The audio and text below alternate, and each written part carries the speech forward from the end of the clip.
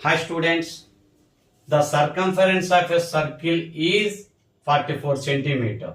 Find the area of the circle. Use this shortcut formula. 7 by 88 into c square.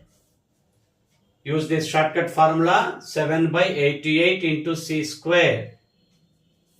7 by 88 into 44 into 44. 44 ones, 44 twos. 2 ones, 2 22s.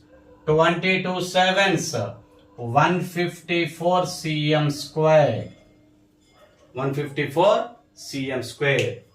Shortcut formula. Second problem. Area of the circle is 616 cm square. Find the circumference of the circle. Use this shortcut formula, students. Root of 88 by 7 into area. Root of 88 by 7, 88 by 7 into 616. 7 table cancellation. 7 ones, 7 eights are 56. Again 7 eights are 56. Root of 88 into 88.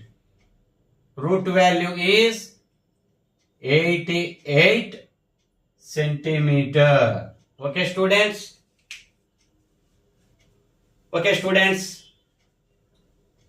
Please like, share and subscribe my mathematics channel, students. Thank you very much.